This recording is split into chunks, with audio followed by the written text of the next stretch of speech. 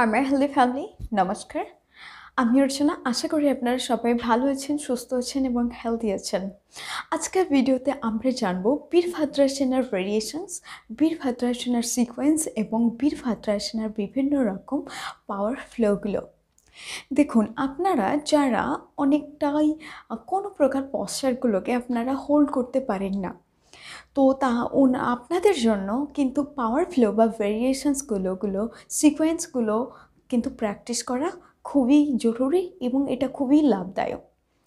কারণ আপনাদের হতে পারে অনেকের মধ্যে আনফিটের কারণে এবং বডির কম ফ্লেক্সিবিলিটি হওয়ার কারণে এবং বিভিন্ন প্রকার ডিজিজ থাকতেই পারে বা বিভিন্ন রকমের সমস্যার কারণে যখন আপনারা কোনো একটা পশ্চারকে পার্টিকুলারলি খুব সুন্দরভাবে সুখময়ভাবে যখন হোল্ড করতে পারেন না, তখনই কিন্তু সেই পশ্চারটার বেনিফিটস কিন্তু ওঠানো সম্ভব নয়।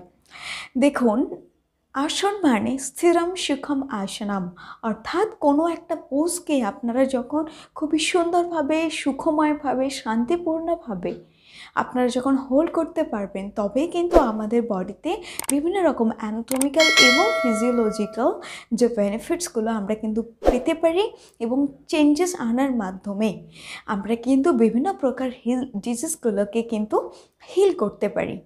তো সেই কারণে আপনারা যদি এই সমস্ত পাওয়ার ফ্লো যদি প্র্যাকটিস করেন এবং সেটা ব্রিদিংয়ের সাথে, তাহলে আপনাদের বডির থেকে ক্যালোরি বার্ন হবে, আপনাদের কিন্তু এক্সট্রা যেটা মেটেরিয়ালস, যেটা টক্সিন, সেটা কিন্তু ঘামের মধ্যে দিয়ে স্কিন থেকে বাইরে বেরোবে, সেটা বডিকে ক্লিন করবে, ডিটক্স করবে এবং তার সাথে সাথে আপনাদের ফ্লেক্সিবিলিটিও বিল্ড করবে এবং কোনো পশ্চারকে হোল্ড করতে ইজিভাবে আপনাদের সহায়তা করবে। তো সেই জন্য এই ভিডিওতে আমরা বীরভদ্রাসনের যে সিকোয়েন্সগুলো দেখেছি সেটা কিন্তু অবশ্যই ডিপ ব্রিদিংয়ের সাথে সাথে অভ্যাস করবেন। যখন পশ্চারটাকে হোল্ড করবেন তখনই কিন্তু আপনারা সেটাকে নর্মাল করবেন, ব্রিথটাকে, অর্থাৎ স্বাভাবিক ব্রিথ রেখেই অনলি নোজে ফোকাস করে আসনটাকে হোল্ড করবেন।